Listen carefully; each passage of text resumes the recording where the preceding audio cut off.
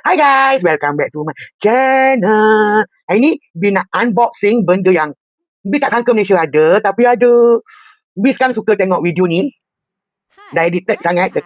So Bi cari-cari dan Bi jumpa penjual Malaysia. So Bi beli dan Bi tak tahu Bi dapat apa. So tunggu apa lagi? Jom kita tengok video ni apa yang Bi beli yang tak sangka Malaysia ada. Tada! Bi belum unboxing lagi. So jom kita buka depan korang lah apa yang Bi beli. Jom.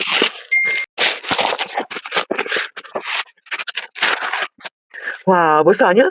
Dia tulis thank you kat bawah ni. So, jom kita tengok apa Cik B dapat. Nama kedai tu mana? Little Mero. Cik B beli skop. Satu skop je kot. Macam mana nak buka? Okey, Cik B dah nampak cara buka. Pantat kau. Cik B request semua pink. Tak tahu mana tengok ke dalam. Jom kita unboxing satu-satu. B tunjuk kat dalam dia. So, Cik B tak boleh tunjuk satu-satu dekat box nanti lah sebab dia besar. Tak tahu nak letak kat mana. Nanti korang tak nampak pula Cik B dalam skrin. So, jom kita unboxing. Pertama, Cik B dapat nampak? Kitchen meow. Comel so fluffy. Comel. Handmade okey. Kau ada, kau tak ada. Kedua, Cik B dapat Melody Squishy. So soft. Lembut gila. Tapi dia tak ada bau. Cute. Ketiga, Cik B dapat notebook Capybara. Cute.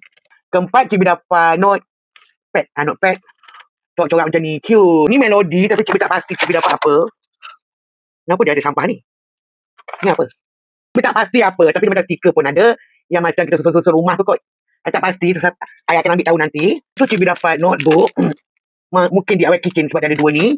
And ni Cik B tak pasti apa. Tapi macam fun juga. Lepas tu Cik B dapat cute stiker. Lepas tu Cik B ada dapat alat tulis. Yang ni dalam bag.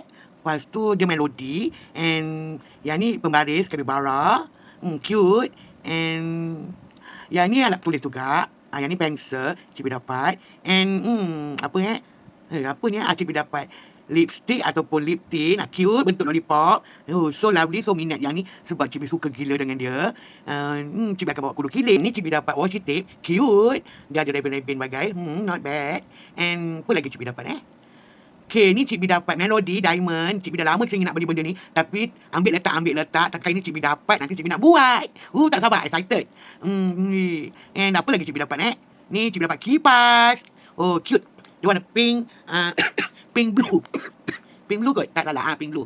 And not bad lah. Dia punya kipas kuat juga.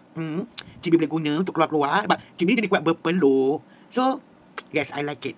And tu je apa yang Cik B dapat dalam scoop kali ni. And thanks for watching. Nanti Cik B buat lagi. Okay. Bye. Love ya.